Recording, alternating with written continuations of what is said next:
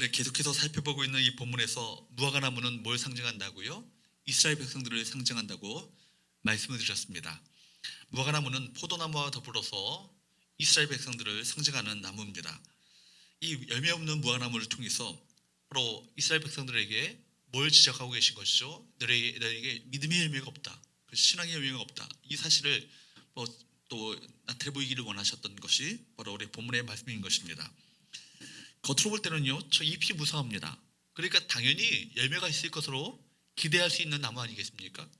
그런데 여러분, 전혀 겉으로는 정말 열매가 있는 것처럼 보이는 잎이 무성함이 있음에도 불구하고 열매는 전혀 존재하지 않은, 마찬가지로 겉으로 볼 때는 하나님을 잘 섬기고 모든 제식과 제사와 제의와 모든 경건함을 다 갖추고 있는 껍데기는, 형식은 그럴듯하고 거룩해 보이고 엄숙해 보이는 그런 모든 의식들이 있었음에도 불구하고 정말 그 안에는 하나님을 믿는 신앙, 그 믿음, 신앙의 열매 전혀 존재하지 않는 이스라엘 백성들의 모습을 보고 계셨던 것이죠. 마찬가지로 여러분, 잎사귀가만 무성하고 열매가 없는 이스라엘 백성들을 뿐만 아니라 우리 모두에게도 요구하신 것이 뭐예요? 열매를 요구하고 있습니다. 어떻게 우리가 열매를 맺을 수 있을 것인가? 그렇다면 어떻게 열매를 맺을 수 있을 것인가? 오늘 본문 말씀을 통해서 네 가지 열매를 맺는 네 가지 방법을 주께서 말씀하고 계십니다. 먼저 첫 번째, 따라할까요? 하나님 안에 믿음을 가지라. 하나님 안에 믿음을 가지라는 것입니다. 많은 열매를 맺는 그 첫 번째 그 방법 가운데 첫 번째는 주님께서 믿음의 문제를 다루고 계셔요. 우리가 가정에서 또 직장에서 학교에서 실패하고 무기력한 삶을 살아가는 그 이유 중에 하나는, 삶의 현장에서 열매를 맺지 못하는 가장 중요한 이유는 믿음이 없기 때문입니다. 이스라엘 백성들의 그 실패는 어떤 문제였죠? 믿음의 문제였습니다. 그들은 하나님을 온전히 신뢰하지 않았습니다. 열매를 맺으려면 무엇보다도 무엇이 필요합니까? 믿음이 필요하잖아요. 여러분, 믿는 것과 믿는 척하는 것은 다른 것이죠. 가지가 나무에 붙어 있는 척해서 어떻게 열매를 맺을 수 있겠습니까? 실제로 붙어 있어야 열매를 맺을 수 있는 것 아니겠습니까? 요한복음 15장 말씀처럼 가지가 포도나무에 붙어 있지 않으면 절대로 열매를 맺을 수 없는 것이죠. 나무와 온전한 결합, 연결이 되어야 하는데 이스라엘 백성들은 사실은 하나님을 온전히 신뢰하지 못하고 겉껍데기만, 의식과 형식과 모든 종교적인 위선만이 가득한 그런 모습을 보였던 것이죠. 그런 신앙을 가지고서는 세상을 이길 능력도 존재하지 않습니다. 예수님께서는 뿌리채 말라버린 무화과나무를 바라보면서 깜짝 놀랐던 제자들에게 뭐라고 말씀하셨습니까? 22절 말씀을 보도록 할까요? 시작. 예수께서 그들에게 대답하여 이르시되 하나님을 믿으라. 하나님을 믿으라라고 번역을 했는데 사실은 히라보 원문을 보게 되면 에케테 피스틴 데오라는 말이에요. 이 뭐냐면 에케테라는 것은 가지라, 피스틴이라는 것은 믿음을, 그리고 데우, 하나님의, 그런 뜻입니다. 그러니까 하나님의 믿음을 가지라는 거예요. 많은 영어 성경을 보면 하나님 안에 있는 믿음을 가지라라고 번역을 한 걸 보게 됩니다. 그러니까 하나님을 믿으라는 것이 아니라 사실은 엄밀히 말하면 하나님 안에 있는 믿음을 가지라는 것이고 하나님의 믿음을 가지라는 얘기입니다. 여러분, 이건 중요한 의미를 지니죠. 예수님께서는 왜 하나님 안에 믿음을 가지라라고 우리에게 말씀하셨을까요? 세상 사람들 다 믿음을 가지고 살아가죠. 나름대로 어떤 믿음을 가지고 살아갑니다. 믿음이 없는 사람은 없습니다. 그런데 믿음에는 두 가지가 있죠. 하나는 신념이고 또 하나는 신앙입니다. 하나는 사람의 믿음이고 하나는 하나님의 믿음입니다. 여러분, 신념은 자기 생각에서 나오는 자기 확신이라면 신앙은 분명한 대상이 있는 것이죠. 전능하신 하나님을 신뢰하고 그 하나님의 말씀을 믿는 것입니다. 이것이 신앙입니다. 이 하나님 안의 믿음은요, 그렇기 때문에 인간이 아무리 애를 쓰고 용을 쓰고 노력한다 할지라도 실제로 이를 악물고 자기 확신 속에서 그렇게 확신을 갖는다 할지라도 이 믿음은 가질 수 없는 거예요. 이 하나님의 믿음은 누가 주셔야 합니까? 하나님께서 우리 가운데 주셔야 하는 것입니다.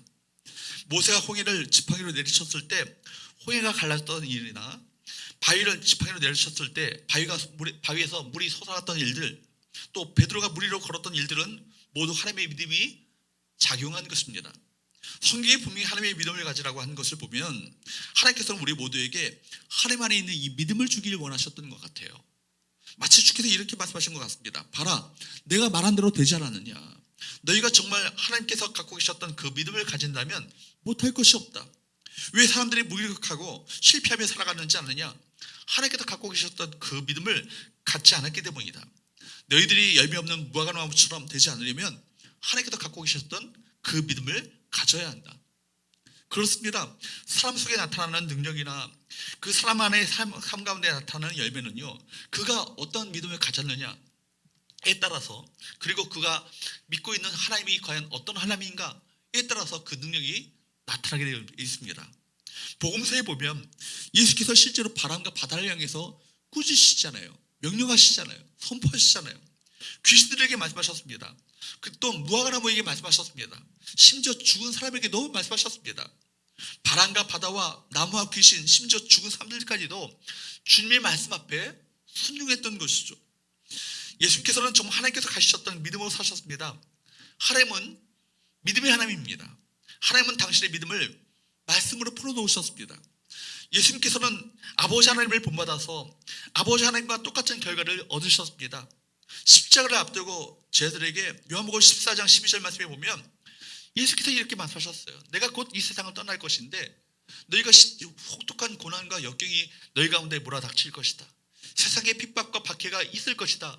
근데 너희가 이 세상 가운데 온갖 어려움과 역경과 고난이 가득한 이 세상 가운데 너희가 어떻게 살아갈 것인가? 이렇게 말씀하시죠. 요한복음 14장 12절 말씀을 볼까요? 시작. 내가 진실로 진실로 너에게 이르노니 나를 믿는 자는 내가 하는 일을 그도 할 것이요 또한 그보다 큰 일도 하리니 이는 내가 아버지께로 감이라. 예수께서 이 땅 가운데 떠나신다면 예수님 없이 그와 같이 사는 것이 아니잖아요. 주님께서 함께 하실 것이고 주님을 믿는 믿음을 갖고 있다면 주님께서 하셨던 그 일을 그대로 너희들이 할 것이고 그보다도 더 큰 일을 너희들이 하게 될 것이다. 주님께서는 이 하나님 안에 이 믿음을요, 바로 제자들에게 또 우리 모두에게 나눠주기를 원하시는 거예요.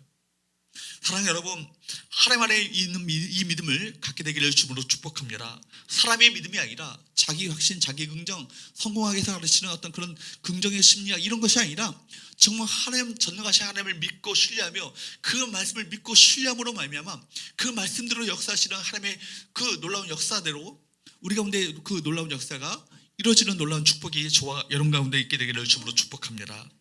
두 번째로 함께 나누기 원하는 두 번째 열매를 맺는 두 번째 방법입니다. 한번 따라할까요? 믿음으로 말하라.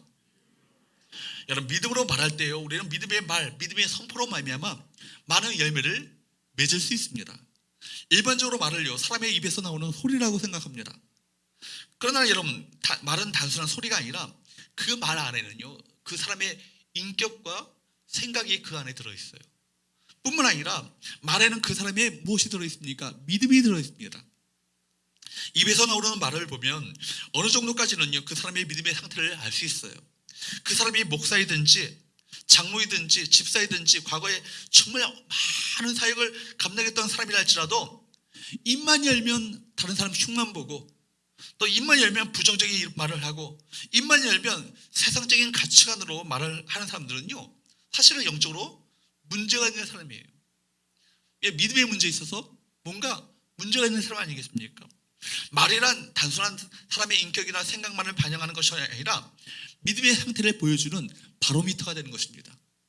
여러분, 그런데 우리 말에는요, 하나님께서 태초로부터 불어넣으신 창조적인 생명력이 있는 것을 아십니까? 잠언서 18장 21절 말씀을 볼까요?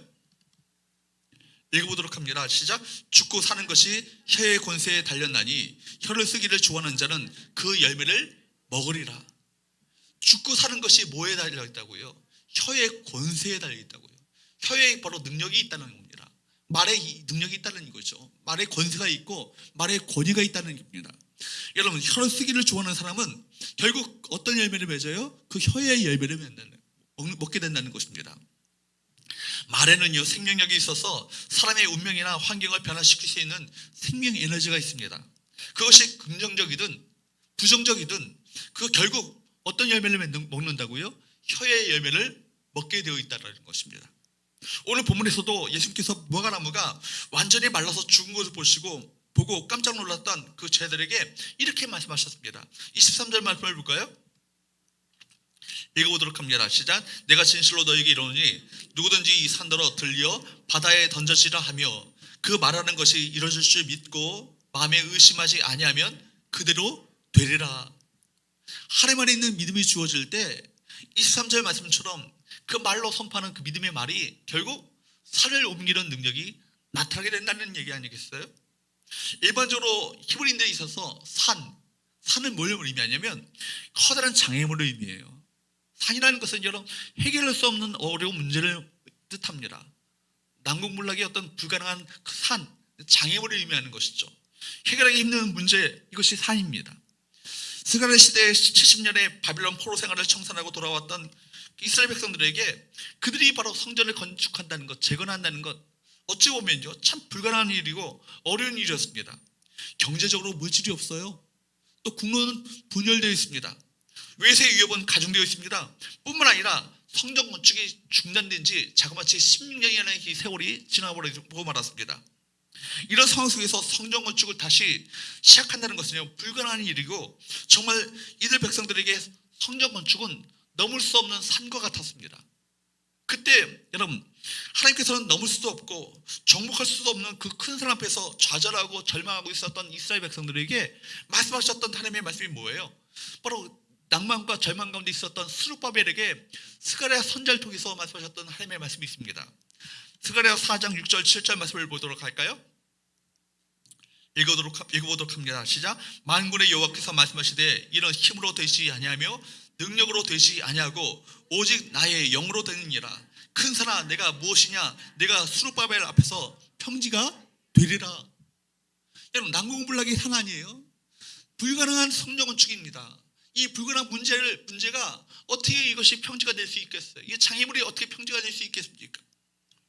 큰 산 앞에서 더 이상 좌절하지 말고 포기하지 말고 전능하신 하나님을 믿고 신뢰함으로 믿음의 말을 하라는 것이죠. 믿음의 선포를 하라는 것입니다. 여러분 믿음으로 외치라는 것입니다. 여기서 중요한 원리를 우리가 발견하게 되죠. 믿음이란 무엇인가? 신앙생활은 믿음으로 외치는 것이라는 것입니다. 외치는 삶이라는 거예요. 다른 것은 몰라도 오직 주의 일은 누가 하십니까? 주의 영이 역사하십니다. 주의 영이 역사하셔야 주의 일이 가능한 건 아니겠어요?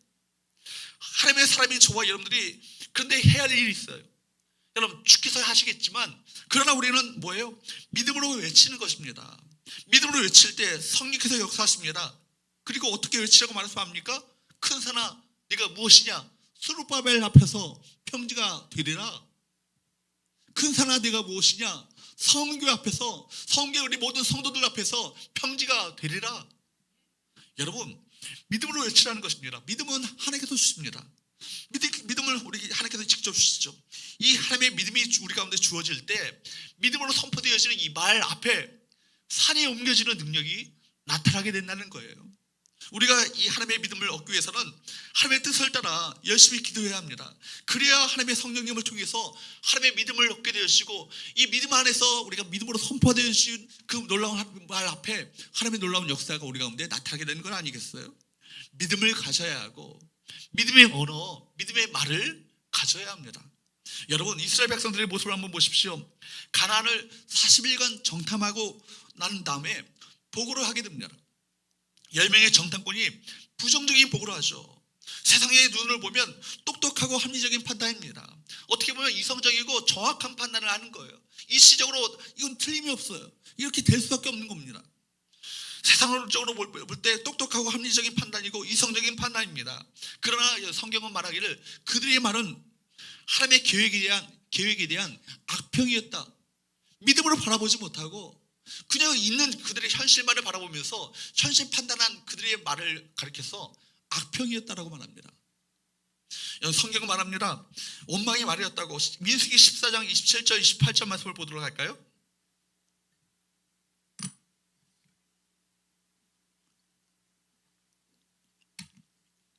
같이 한번 읽어보도록 합니다. 시작. 나를 원망하는 이 악한 회중에게 내가 어느 때까지 참으리야? 이스라엘 자손이 나를 향하여 원망하는 바 그 원망하는 말을 내가 들었노라. 그들에게 이르기를 여호와의 말씀에 내 삶을 두고 맹세하노라. 너희 말이 내 귀에 들린 대로 내가 너에게 행하리니. 여러분 얼마나 무서운 말입니까? 악평은 믿음이 없어서 좋은 것을 하나님께서 이루시는 놀라운 일들을 바라보지 못하고 믿음으로 바라보지 못하고 있는 그대로 말함으로 말미암아 바로 악하다라고 평가하는 것입니다. 악평하는 사람들은요 자신의 악한 생각대로 부정적인 말을 과장합니다. 좋은 것을 보지 못하고 하나님께서 이루실 것들을 바라보지 못한 채 결국 나쁜 것만을 보고 나쁘게 말합니다. 원망과 불평은 결국 누구를 믿지 못하는 거예요? 하나님을 믿지 못하는 거예요. 원망과 불평은요 이웃에게 전염되는 전염병과도 같습니다. 나도 망하고 이웃도 망하게 됩니다. 성경을 자세히 한번 보십시오. 우리는 이 가나안 땅에 들어갈 수 없다. 그들 앞에서 우리는 메뚜기와 같다 라고 말했던 그 이스라엘 백성들을 한번 보십시오. 그들은 다 가나안 땅에 들어가지 못했습니다. 심지어 10명의 정탐꾼들 하나님의 진노를 받아 그들로 죽고 맙니다. 우리는 광야에서 죽는 것이 낫겠다고 말했던 이스라엘 백성들은 광야에서 실제로 그들의 말대로 광야에서 다 죽고 말았어요. 반면에 우리는 들어갈 수 있다. 그들은 우리의 밥이다 라고 말했던 여호수아와 갈렙은요 그 두 사람은 가나안 땅 약속의 땅에 그대로 믿음대로 들어가지 않습니까? 말에 힘이 있는 것은 뭡니까? 그 말을 들으시고 그것을 이루시는 하나님이 계시기 때문입니다. 내 귀에 들린 대로 내가 행하겠다 말씀하시는 하나님의 말씀이 있지 않아요? 오늘도 하나님께서 우리 하는 말을 들으시고 그 말이 하나님의 귀에 들린 대로 우리 가운데 행하십니다. 이것이 우리에게 기쁜 소식인가? 아니면 슬픈 소식인가? 사랑하는 여러분, 죽이는 말을 하지 마시고 안 된다는 말을 하지 마시고 믿음 없는 말을 하지 마시고 믿음으로 하나님을 바라보며 하나님의 행하실 일들을 믿음으로 선포하는 저와 여러분 되시기를 주으로 축복합니다. 여러분 항상 믿음의 언어를 말하십시오.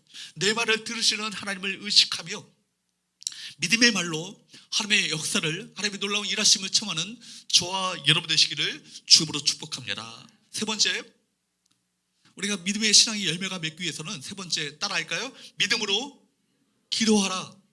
하나님의 믿음을 가지고 믿음의 말을 했음에도 불구하고 열매가 없다면 정말 여러분 가장 중요한 것을 점검해 보셔야 되는 거예요. 내가 정말 하나님 앞에 나의 문제를 내어놓고 기도를 하고 있는지, 이것이 중요한 이런 점검 상황이죠. 기도가 없다면 아무리 믿음을 갖고 있다 할지라도 실제로 그것이 실제로 이루어질 수 있겠어요? 기도 없는 삶은요 결코 열매를 맺을 수 없기 때문입니다. 본문에 보면 예수께서는요 제자들에게 계속해서 이렇게 말씀하십니다. 23절 24절 연속으로 한번 보도록 합니다. 시작. 내가 진실로 너에게 이르노니 누구든지 이 산더러 들려 바다에 던져지라 하며 그 말하는 것이 이루어질 줄 믿고 마음에 의심하지 아니하면 그대로 되리라. 그러므로 내가 너에게 말하노니 무엇이든지 기도하고 구하는 것은 받은 줄로 믿으라. 그리하면 너에게 그대로 되리라. 무슨 말입니까?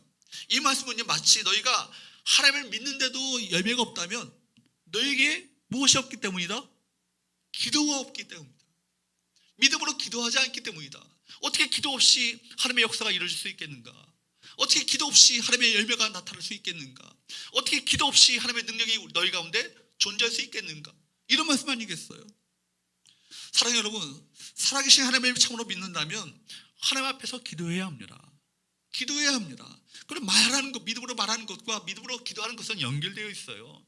기도하지 않고 믿음으로 말하는 것은 의미가 없는 것이죠. 여러분 그렇기 때문에 요한복음 15장 5절 말씀에 이렇게 말씀합니다. 같이 한번 읽어보도록 할까요? 시작. 나는 포도나무요 너희는 가시라. 그가 내 안에 내가 그 안에 거하면 사람이 열매를 많이 맺나니 나를 떠나서는 너희가 아무것도 할 수 없음이라. 성경은 열매는 그 안에 거함으로 가능하다 라고 얘기하고 있습니다. 포도나무에 붙어 있음으로 가능하다. 가지가 열매를 맺을 수 있다라고 말씀합니다. 이 얘기는 뭐예요? 주님 앞에 거한다는 것은 뭘 의미합니까? 기도로 하나님과 연결되어 있는 것을 말하는 거예요.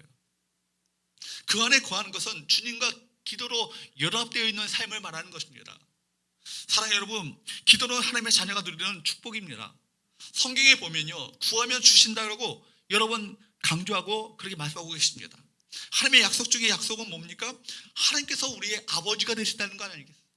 이 세상을 창조하시고 이 세상을 다스리시고 통치하시며 주관하시는 그 전능하신 하나님이 우리 아빠가 되신대요. 우리 아버지가 되시다는 사실입니다. 이것이 놀라운 약속 중의 약속 아니겠어요? 그렇기 때문에 주님께서 가르치셨던 기도는 하늘에 계신 우리 아버지요 라고 시작하고 있습니다. 아람어의 말로 학자들은 이야기하기를 하늘에 계신 우리 아버지라고 우리 히라보로 번역을 했지만 사실은 아람어의 말은 하늘에 계신 우리 아빠라고 예수께서 그렇게 말씀하셨다는 거예요. 여러분, 기도는요 아빠 하나님을 경험하는 것입니다. 기도는 아버지 임재 앞에 있는 것입니다. 이거 하나로 모든 것이 해결되지 않겠습니까? 우리가 자녀의 권세, 놀라 하나님의 자녀가 되시는 이 권세를 받게 되었어요. 근데 이 권세를 갖고만 있고 누리지 못하는 사람이 얼마나 많이 있습니까? 여러분 가운데 하나님의 자녀가 된 권세가 여러분 가운데 주어졌음을 믿으십니까? 믿으세요? 근데 이 권세를 누리지 못하는 사람들이 많이 있다는 것입니다. 뭐예요? 하나님의 아버지를요 우리 삶 가운데 모셔드리는 일, 즉 기도하지 않는 삶을 살아간다는 것입니다. 하나님을 우리 아버지로 모셔드리는 것이 뭐예요? 기도인 것입니다. 아버지로 신뢰하는 것이 기도입니다. 그러므로 기도는요 아버지를요 아버지 되게 하는 거예요. 아버지를 아버지로 인정해 드리는 것입니다.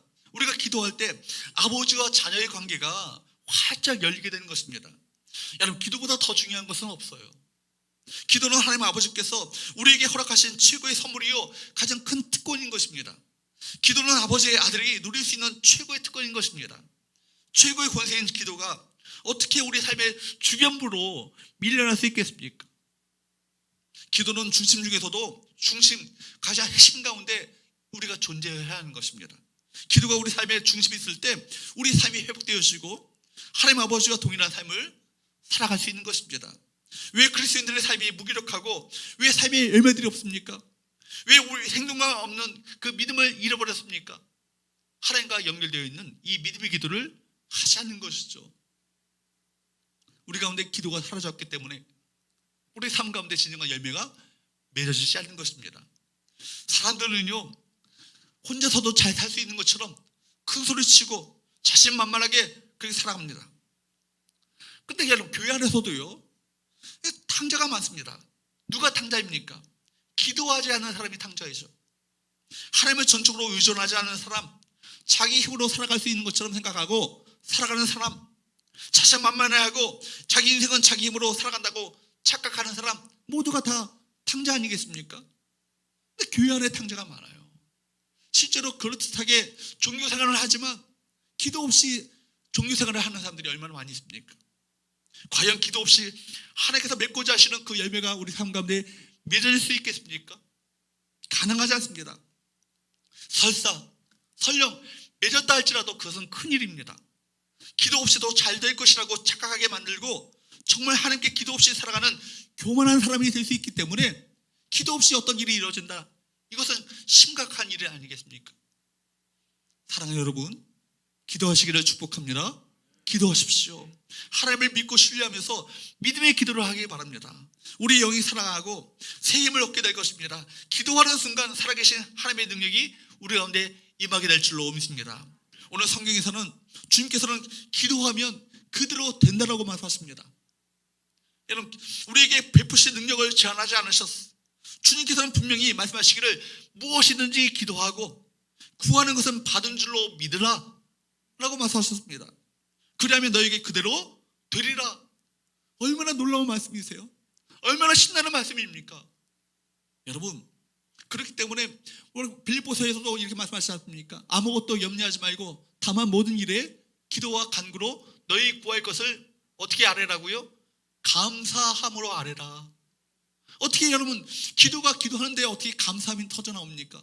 이미 구한 것을 받은 줄로 여기기 때문에, 받은 줄로 믿기 때문에 우리 삶 가운데 감사함으로 아뢰 수 있는 건 아니겠어요? 하나님, 우리 기도를 듣고 계신 줄로 믿습니다. 이미 우리 가운데 응답하여 주신 줄로 믿고 감사합니다. 이런 감사가 나올 수 있는 건 아니겠습니까?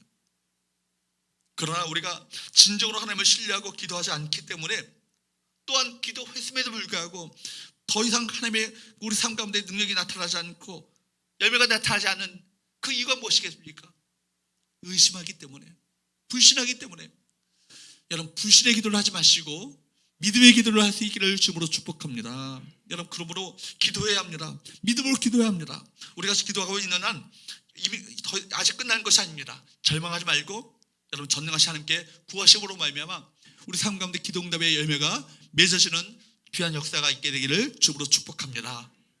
네 번째, 여러분, 신앙 열매를 맺는 마지막 네 번째, 따라할까요? 용서하라. 용서하라. 여러분, 마지막으로 사랑을 용서할 때 우리 삶 가운데 많은 신앙의 열매를 맺을 수 있습니다. 우리 주님께서는요, 기도 응답에 대한 말씀을 하시잖아요. 믿음의 놀라운 역사에 대한 이야기를 쭉 하시다가 불쑥 갑자기 용서 이야기를 꺼내십니다. 25절 말씀을 보도록 할까요? 읽어보도록 합니다. 시작. 서서 기도할 때에 아무에게나 혐의가 있거든 용서하라. 그리하여야 하늘에 계신 너희 아버지께서도 너희 허물을 사하여 주시리라 하시니라. 이 말씀은요, 쉽게 하면 이렇게 말할 수 있습니다. 너희가 기도했음에도 불구하고 아무런 열매가 없다면 그것은 너희가 누군가를 용서하지 않았기 때문인지를 모른다. 그들을 용서하라. 그리하면 하늘에 계신 너희 아버지께서도 너희 허물을 용서하여 주실 것이다. 여러분, 만약 여러분들이 그동안 용서하지 못했던 사람들을 용서하면 그 순간 하늘의 문이 열릴 거예요. 용서하지 못한 사람을 우리가 용서하면 하나님께서는 우리 기도 가운데 응답하시고 우리 가운데 역사하여 주실 줄로 믿습니다. 반면에 사람과의 관계에서 이 용서의 문제가 해결되지 않으면요, 하나님과의 관계에도 문제가 생기게 되어 있습니다. 사람과의 관계로만 끝나지 않아요. 용서가 실천되지 않을 때 은혜의 통로가 막히게 되는 거예요. 하나님과의 관계에 심각한 문제가 생기고 기도의 문이 막히게 되어지고 어떤 영적인 어둠 가운데 처하게 됩니다. 마태복음 6장 14절 15절 말씀을 보도록 할까요? 시작. 너희가 사람의 잘못을 용서하면 너희 하늘 아버지께서도 너희 잘못을 용서하시려니와 너희가 사람의 잘못을 용서하지 아니하면 너희 아버지께서도 너희 잘못을 용서하지 아니하시리라. 무서운 말씀 아니겠어요? 두려운 말씀 아니겠어요? 우리가 살려면 내가 살기 위해서 용서해야 되는 거예요. 그렇죠? 오늘날 우리가 다른 사람을 용서하지 못한다면 내가 받은 용서에 대한 깨달음이 적거나 내가 용서받은 것에 대해서 이 은혜에 대해서 잊어버린 것입니다. 내가 누구인지, 내가 어떤 상태에서 용서받은 사람인지를 여러분 아셔야 합니다. 내 과거가 어떠한지, 내가 얼마나 진노받아 마땅한 바로 죄인이었는지를 여러분 기억하셔야 합니다. 여러분, 신앙생활, 은혜생활을 잘하는 비결이 무엇일까요? 하나님께 받은 은혜가 점점 깊어가는 거예요. 그때는 내가 비록 그 은혜가 깊어진다는 것이 뭡니까? 내 존재를 더욱더 깊이 있게 깨닫게 되는 거예요. 내가 이처럼 심각한 죄인이었구나. 그런데 하나님께서는 이렇게 놀라운 은혜를 나에게 베풀어 주셨구나. 이것을 절실하게 깨닫게 되시고 깊이 있게 더욱더 인식하는 순간 은혜가 깊어지는 건 아니겠어요? 놀라운 은혜 앞에 감격하게 되어지고 이 놀라운 은혜 앞에 찬양하게 되어지고 감사하게 되는 건 아니겠습니까?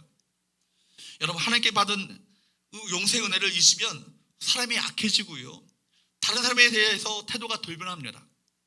정말 1만 달란트 탕감받은 사람, 자신이 탕감받은 것을 잊어버리고 100달러는 그 빚진 자를 멱살을 잡잖아요. 그죠?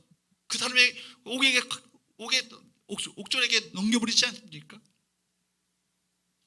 그렇게 무심하고 모질고 악한 사람일 수 있는가? 우리가 복음서를 보면서 그렇게 생각하지만 사실은 누구의 문제예요?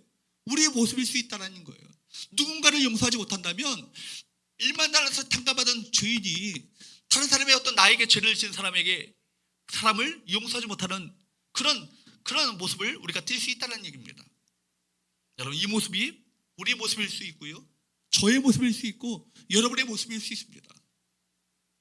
사랑하는 여러분, 용서를 거부하고 살면 내 마음이 모르게, 나도 모르게 완악해집니다.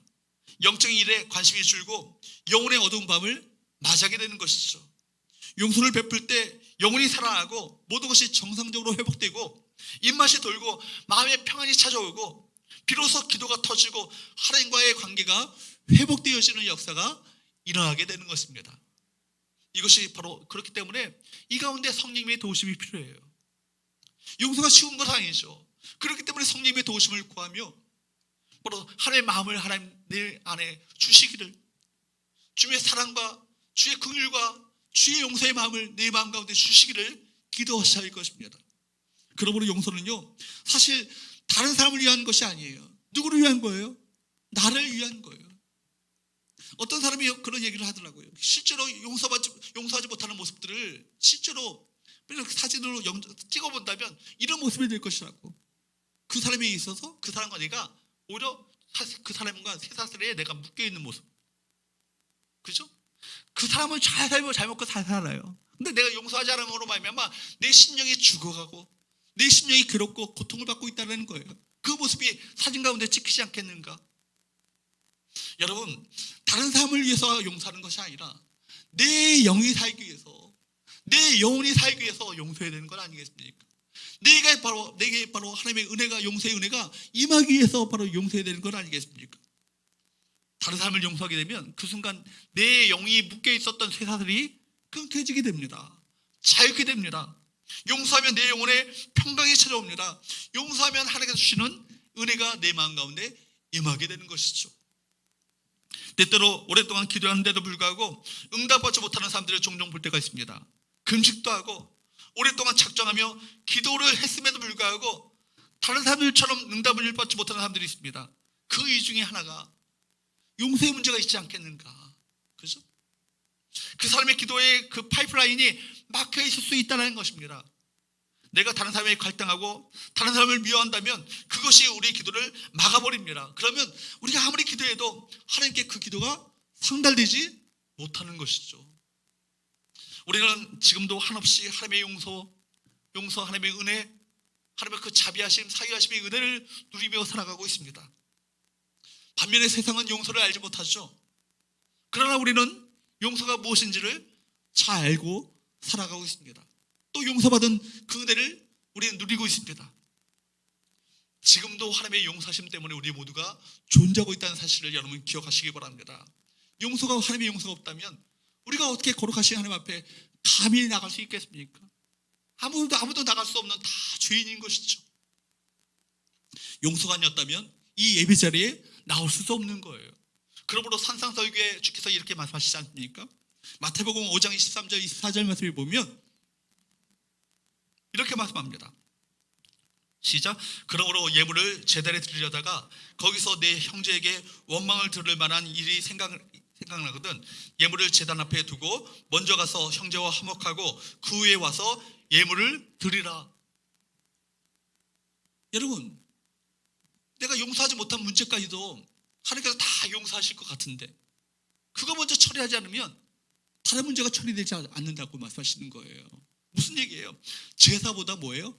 화해가 먼저라는 얘기예요. 그렇죠? 하나님과의 관계와 인간관계는요 연결되어 있습니다. 그래서 우리가 예배 나올 때마다 관계를 확인하고 또 확인해야 합니다. 여러분, 사람들과의 관계 안에서 화목을 우선적으로 하지 않으면 우리는 뭐 하고 있는 거예요? 사실은 종교 생활을 하고 있는 거예요. 종교적인 활동을 하고 있을 뿐입니다. 하나님과 전혀 관계없는 제사를 드리고 하나님과 전혀 관계없는 예배 의식에 참여할 뿐인 것입니다. 자신의 죄를 사해달라고 하면서 다른 사람을 용서해달라고 용서하지 않는 것은요 바로 이율배반적인 행동 아니겠습니까? 1만 달란트 빚진 자가 100데나리온 빚진 자를 용서하지 않은 것과 똑같은 것 아니겠습니까? 베드로가 예수님에게 용서에 대한 질문을 던졌어요. 마태복음 18장 21절 22절 말씀을 보면 이렇게 말씀합니다. 시작. 그때 베드로가 나와 이르되 주여 형제가 내게 죄를 범하면 몇 번이나 용서하여 주리이까 7번까지 하오리이까 예수님께서 이르시되 내게 이르노니 7번 아니라 7번을 7번까지라도 할지니라. 여러분, 베드로는 7번 이야기하면 7번을 용서하면 내가 최선을 다했다 라고 생각하면서 말했을 거예요. 그렇게 크게 칭찬받을 줄 알고 7번까지나 용서해? 그러고 아유 그래 잘했다라고 주께로부터 칭찬받을 것을 기대하면서 이렇게 이야기하는데 주님께서 말씀하시기를 7번에다가 70번을 곱한다 할지라도 그것까지도 용서하라고. 그 숫자까지만 용서하라는 얘기예요? 그게 아니죠.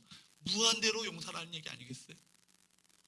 바로 용서의 횟수를 말하는 것이 아니라 주님께서는 성품의 문제를 말씀하시는 거예요. 너희가 이 땅을 살아갈 때 어떤 자로 살아가야 된다? 용서하는 자로 살아가야 한다. 우리 신부는 뭐라고요? 그리스도인들은 용서하는 자라고요. 이 말씀을 하고 계신 거예요. 너희가 그리스도의 참된 제자가 되기 원한다면 용서하는 자가 되어야 한다. 이 얘기를 하고 계신 것입니다. 여러분, 여러분의 기도가 막혔다면 용서하셔야 합니다. 주변에 아직도 용서하지 못한 사람이 있습니까? 그 사람을 위해서가 아니라 여러분을 위해서라도 그 사람을 용서하시기 바랍니다. 아직도 먼저 손을 내밀지 못하고 애써 피하는 사람이 있습니까? 성령의 도우심을 구하며 그 사람에게 먼저 손을 내미시기 바랍니다.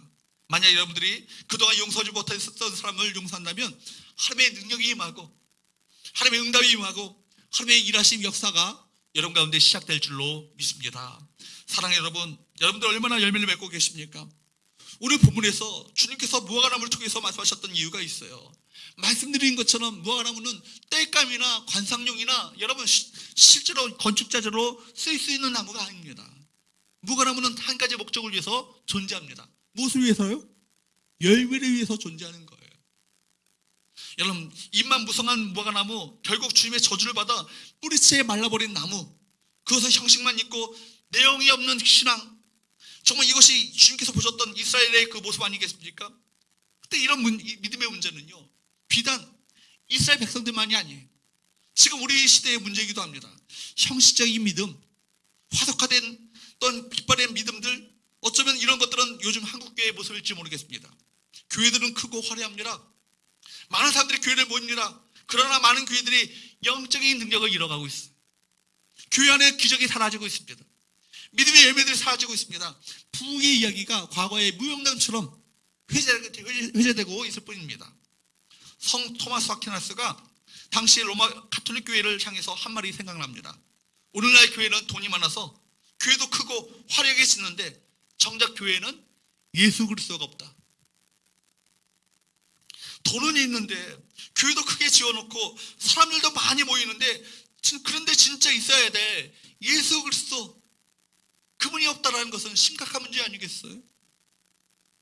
혹시 저와 여러분들은 교회는 다니는데 찬송도 부르고 기도도 하는데 정말 그런 믿음의 겉모습과 형식이 있는데 열매 없는 신앙은 아닙니까? 살아계신 주님에 대한 신앙, 그 믿음, 주님과 연결되어 있는 확실한 그 연합된 그 신앙은 온데간데 없고 껍데기만 남아있고 종교의식만 남아있고 겉모습만 그럴듯한 그런 신앙의 모습을 갖고 있지 않습니까? 주님은 우리 모두에게 열매를 원하세요. 열매를 원하세요. 주님과 연결됨으로 말미암아, 주님과 친밀하게 연합됨으로 말미암아 주님께로부터 생명력을 공급받고 그 생명력을 공급받은 우리 모두가 믿음으로 이 세상을 헤쳐나가며 믿음으로 세상의 역경과 고난을 넉넉히 이겨나가는 승리하는 믿음으로 살기를 원하시고 계십니다. 성경에 보면 데살로니가 교회에 대한 칭찬이 나오죠. 데살로니가 교회는요, 사도 바울이 새 안식일 3주 동안의 짧은 기간 안에 세워졌던 그런 교회입니다. 그럼에도 불구하고 3주 안에 세워졌던 교회인데, 짧은 전도를 통해서 세워졌던 교회인데, 이 교회는요 많은 믿음의 열매를 맺었어요. 성경에 보면 믿음의 역사, 사랑의 수고, 소망의 인내가 그 교회 가운데 있었다라고 칭찬합니다. 믿음의 겉모습이라면 하나님의 역사는요 열매와 같습니다. 여러분, 사랑이라는 것이 겉으로 드러나는 것이라면 사랑 때문에 수고하고 봉사하는 것은 내용과 같습니다. 소망 있는 사람은 인내의 열매를 맺을 수 있는 거예요. 과연 오늘 우리 가운데 이런 열매들이 있습니까? 여러분, 이제 저는 여러분들에게 도전하고 싶습니다. 여러분들은 풍성한 믿음의 열매를 맺고 계십니까? 여러분 가운데 살아있는 생생한 하나님의 체험이 있고 변화된 삶의 열매들이 맺어지고 있습니까? 혹시 잎만 무성한 무화과나무처럼 열매 없는 모습이라면 다시 한번 우리 자신을 점검해 보아야 할 것입니다. 다시 믿음으로 돌아오시고 다시 기도의 자리로 돌아오시고 주님께 받은 은혜를 기억하시며 용서하셔야 할 것입니다. 다른 길은 없습니다. 창조주 하나님을 신뢰하며 그분 앞에 기도하고 사랑으로 용서하는 길밖에 없는 것입니다. 그렇게 함으로써 우리 삶 가운데 주께서 맺고자 하시는 아름다운 신앙의 열매들이 가득가득, 정말 데살로니가 교회들처럼 정말 믿음의 역사, 사랑의 수고, 소망의 인내가 가득 맺어지는, 또 전도의 일부가 맺어지는 놀라운 역사가 있게 되기를 주님으로 축복합니다. 기도하겠습니다.